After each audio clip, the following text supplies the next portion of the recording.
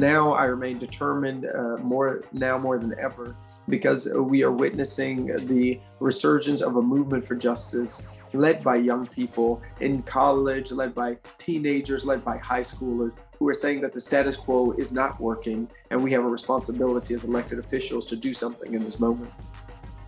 Hey, Grill fam, it's Gerren Gaynor, White House correspondent and managing editor of politics at theGrio, and I'm here with Tennessee State House Representative Justin J. Pearson. Representative, welcome to theGrio. Pleasure to have you. Thank you so much for having me, and I appreciate you working to elevate this important issue. Absolutely. So first, congratulations on being reinstated into your seat representing District 86 after quite an ordeal being expelled along with your colleague, Representative Justin Jones, by your Republican colleagues in the House for protesting gun violence. After all that has gone and you returning to the State House, how does it feel to be back, and where is your heart and your mind as you look ahead? Yeah, what we have witnessed in Tennessee is some of the most anti-democratic behaviors of the Tennessee Republican Party and anti-democratic behavior in the United States of America by unseating duly elected officials and disenfranchising thousands and tens of thousands of voters because the Republican Party doesn't want to talk about really important issues like the ending of gun violence. Even in the wake of the shooting at the Nashville Covenant School, the Republican Party in the state of Tennessee, instead of focusing on solutions and dealing with the issue, spent more time expelling myself and my colleague, Representative Jones, and trying to expel Representative Gloria Johnson than actually dealing with the cause that led to us going to the House floor in the first place. Now I remain determined more than ever because we are witnessing the resurgence of a movement for justice led by young people in college, led by teenagers, led by high schoolers who are saying that the status quo is not working and we have a responsibility as elected officials to do something in this moment. And to that point, while this movement was initially started from a gun violence protest, it did quickly morph into this intersectional movement about racial justice, as you spoke to, and democracy. Do you believe that this is a turning point, not just for Tennessee, but for the nation? I do believe that this is a significant turning point in our state and in our country as it relates to the issue of gun violence and the intersections that gun violence has on our communities, to help us see beyond only school shootings or anything of that sort, but to also look at what's happening at banks, what's happening in neighborhoods, and where is the proliferation of guns having the most significant impact in our communities. The only people who seem to be benefiting from the proliferation of guns and the laws that are being passed are not gun owners who have permits, or not gun owners who protect their weapons and things like that. It seems to be organizations like the National Rifle Association and the Tennessee Firearms Association who are benefiting the most, not the people in communities like mine who I know are suffering, because I've lost my own classmate to gun violence this year, and so Larry Thorne. And so I know there has to be a better way. And I know that so many more people are determined to see change happen in order that communities can be actually safer, rather than listening to the pontification of the Republican Party in the state of Tennessee. You and Representative Jones did retain legal representation, and separately, Senate Majority Leader Chuck Schumer and Senator Raphael Warnock called on the U.S. Department of Justice to investigate your expulsions and to see whether or not your federal rights under the Civil Rights Act were violated. Do you believe that your rights were violated by the Republican legislature? Listen, there is a culture that is quite toxic that exists in the Tennessee State House and the General Assembly in our state. And it is a culture that silences the voice of the minority. It limits debate on bills. It prevents people from being recognized in the elevation of our issues, and stops us from being able to meaningfully, at times, represent the voice of our constituency. In fact, the day that we led a peaceful protest to the well of the House floor, we tried to speak on several occasions about the need to end gun violence, and were either silenced or reprimanded. The reality is the institution is too often being bent to the will of those who are in power and who are abusing that power against the minority party, but also against their own party. There's new evidence out and new recordings out that they were forcing uniformity and conformity even in their own party to vote for our expulsion, despite people having reservations. And so what we are seeing is what the abuse of power does and how it erodes democracy. And, as I watched you and Representative Jones during that hearing, the expulsion hearings, and the way that these majority white Republican men spoke to you, and hearing from you and the other members of the Tennessee Three, the racism that you experience almost on a daily. You as a young person, I thought about your mental health during this ordeal. How did it impact your mental health, and how did you preserve it? Yeah, as Black African American people, we have to take care of ourselves. And that definitely includes taking care of our mental health, our physical health, our spiritual health. And I'm really fortunate to have a really strong network of support with my fiance, with my family, and also doing the work of having a therapist is just a part of my life.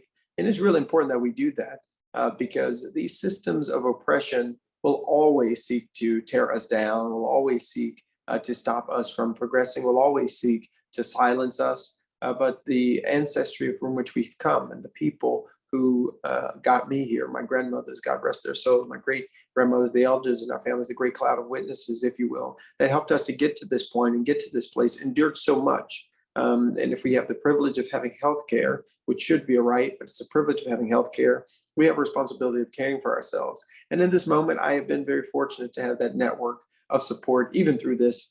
And when I think about the legislature, we have to continue to find ways to resist. And part of that is taking care of our mental health.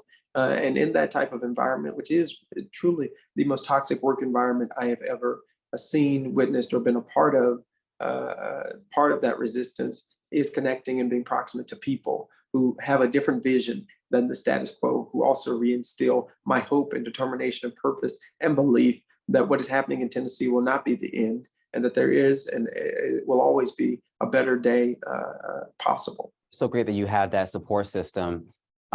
Speaking of support, you don't have just support across the country and in Congress, but you very clearly got support from the White House. I know you and the Tennessee Three met with President Biden virtually. Vice President Kamala Harris traveled to Tennessee to meet with you and the Democratic caucus and delivered a rousing speech at Fisk University. Could you tell us a bit about your conversations with the vice president, and what do you make of the fact that the White House had such swift support for you during that time? Yeah, myself, Representative Jones, Representative Johnson are deeply appreciative of the vice president and the president's support in this moment. And what they're showing is that this attack on our democracy is a true threat to our country. And if we don't act, if we allow this to persist and we allow state houses across the country to continue to operate in this way, we will continue to see a very terrible erosion of our democracy that is supposed to be based on debate, that is supposed to be based on our Constitution and our state constitution's values, erode into an autocracy. And so I believe that was to show the public this issue of our Constitution and our rights matters, but also the issue of ending gun violence is really important. And Vice President Harris says something that I continue to stick with me as I talk about resisting the status quo. She says, it's really important that people realize the status quo is not static. It's actually quite dynamic. It does a lot of things that will force it to cling unto itself. And a part of that might be the expulsion of members. A part of that might be only listening to the NRA and the Tennessee Firearms Association. Is very dynamic in how it seeks to hold on to power, gerrymandering districts, right? Banning higher educational institutions, as was passed today in the House, banning higher education institutions from teaching about racism. The status quo is quite dynamic in how it seeks to retain itself. And we have a responsibility of fighting against that with all that we have, because there has to be a new creation, a different status quo that we build together. The issue of gun violence obviously is epidemic in this nation. and you spoke about your own personal experience losing a friend to gun violence. I think of a young girl who lives in my building in Washington, D.C., and she recently told the building management that we should prepare for an active shooter. We should have drills. And she talked about her own personal experience at 8 years old in school and the trauma that she felt having to do that drill. It seems as if the young people clearly are traumatized by what they're seeing, what they're experiencing, but those in power don't seem to be listening because there's so much inaction, not just in Tennessee, but across the country. What do you say to young people who are feeling a bit defeated and feeling like there's no one out there to lift them up and support them and do something about it? Yeah, to every young person who has held on to hope, and every young person who continues to fight, don't give up and don't give in. I mean, the reality is, I tell all young people that I have a chance to speak with, and include myself in the younger generation of this country, we can never lose because we will never quit. The only way we lose is if we quit. And if we quit, we give in to these principalities and to this wickedness and to this hurt and to this harm and this devastating status quo that is only going to feed upon itself negative consequences for our communities. And so it is true that many of us are traumatized by some of us traumatized by the police brutality that we've experienced throughout our lives. Others of us traumatized by school shooting after school shooting after school shooting. And each one that happens into the future triggers something within us. And I understand that fear and that worry and that pain and that concern that exists, but we can do better. Even in red states like Tennessee, we can demand better. And if we remain persistent and steadfast in that effort and in that cause, I really do believe in the core of my being that even in a place like Tennessee, we will have a new Tennessee. Even in the South that has too many legislatures that are Republican controlled, that don't seem to want to change unless they're overseeing other cities, that there's still hope for a new South. And that even in places and at a time where it doesn't seem like we can make progress on these laws and these policies, that new laws and policies are coming. But we have to remain steadfast because this is our time. And this is all of our country. And we all have a stake in it and its future. Before you were reinstated into the state house, you participated in a rally and you stood before the Lorraine Motel where Dr. King, my fellow Morehouse brother, was assassinated. Memphis and Tennessee has such a rich history as it relates to the civil rights movement. And it is also a state where the KKK was founded. How has that history and legacy that came before you shaped you, your politics, your activism? Yes, I'll tell you, days before King was assassinated, his team, why he had to come back to Memphis. There were those who told him, don't do it. You need to focus on the campaign. Washington, D.C., you need to do other than go to Memphis. Sanitation workers, at his team, that the movement lives in Memphis. That when he spoke the words, that they did something in the universe. Words still remain true. In Memphis, there is a movement that is burgeoning to end with the laws. Dr. Tyree Nichols's unfortunate murder.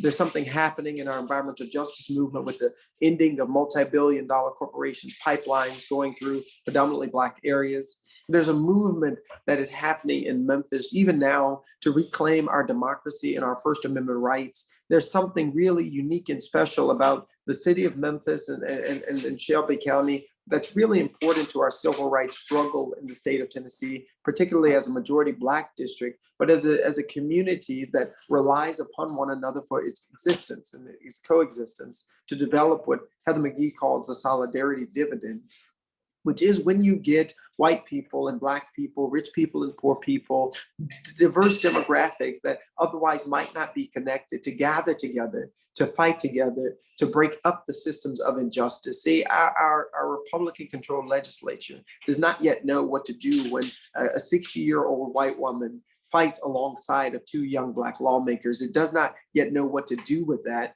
when you're building solidarity that is above and rather that institutes in itself a multiracialism that institutes within its principles and its values diversity and inclusion, and recognizes that the struggles of one group is the struggle of all group. And Memphis teaches us and has taught me very well that it is our social location, our choosing to be with those who are most marginalized, our choosing to be proximate to those who are being pushed to the side. It's our choosing to be in relationship with those who we otherwise could choose not to be in relationship with that actually helps us to create the change that we need. And Memphis is a shining light of what that can look like for the state of Tennessee and for our country.